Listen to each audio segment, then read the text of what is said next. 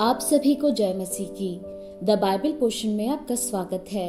हमारा आज का वचन है नहम्याह की पुस्तक 8वां अध्याय।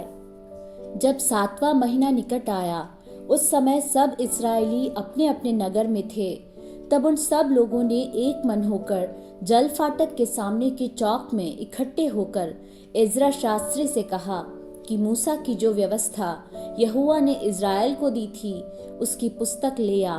तब एज्रा याजक 7वें महीने के पहले दिन को क्या स्त्री क्या पुरुष जितने सुनकर समझ सकते थे, उन सबों के सामने व्यवस्था को ले आया। वह उसकी बातें भोर से दोपहर तक उस चौक के सामने जो जल फाटक के सामने था, क्या स्त्री क्या पुरुष और सब समझने वालों को पढ़कर सुनाता रहा, और लोग व्यवस्था की पुस्तक पर कान लगाए रहे।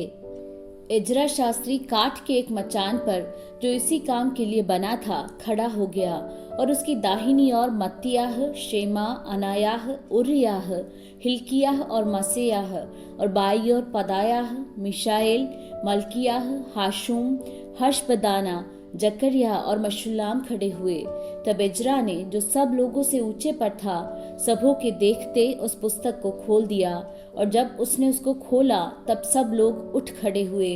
तब एज्रा ने महान परमेश्वर यहोवा को धन्य कहा, और सब लोगों ने अपने अपने हाथ उठाकर आमीन आमीन कहा, और सिर झुकाकर अपना माथा भूमि पर टेक कर यहोवा को दंडवत किया।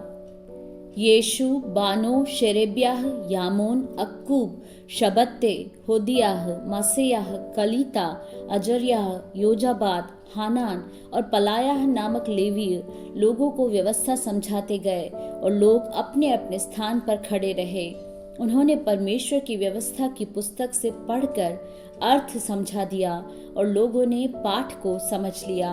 तब नहम्याह जो अधिपति था, और एज्रा जो याजक और शास्त्री था, और जो लेवी लोगों को समझा रहे थे, उन्होंने सब लोगों से कहा, आज का दिन तुम्हारे परमेश्वर यहोवा के लिए पवित्र है, इसलिए विलाप न करो और न रो, क्योंकि सब लोग व्यवस्था के वचन सुनकर रोते रहे। फिर उसने उनसे कहा, जाकर चिकना चिकना भोजन करो और मीठा मीठा रस पियो, और जिनके लिए कुछ तैयार नहीं हुआ उनके पास भोजन सामग्री भेजो, क्योंकि आज का दिन हमारे प्रभु के लिए पवित्र है। और उदास मत रहो, क्योंकि यहोवा का आनंद तुम्हारा दृढ़ गढ़ है। यूं लेवियों ने सब लोगों को यह कहकर चुप करा दिया, चुप रहो, क्योंकि आज का दिन पवित्र है, और उदास मत रहो। तब सब लोग खाने पीने भोजन सामग्री भेजने और बड़ा आनंद मनाने को चले गए, क्योंकि जो वचन उनको समझाए गए थे उन्हें वे समझ गए थे। दूसरे दिन भी समस्त प्रजा के पितरों के घराने के मुख्य मुख्य पुरुष और याजक और लेवी लोग एज्रा शास्त्री के पास व्यवस्था के वचन ध्यान से सुनने के लिए इकट्ठे हुए।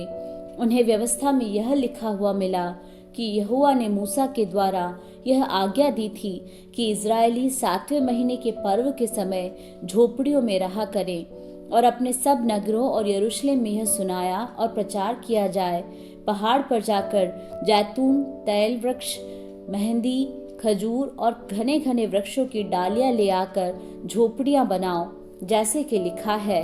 अतः सब लोग बाहर जाकर डालियां ले आए, और अपने अपने घर की छत पर और अपने आंगनों में और परमेश्वर के भवन के आंगनों में और जल फाटक के चौक में और एप्रेम के फाटक के चौक में झोपड़ियां बना ली।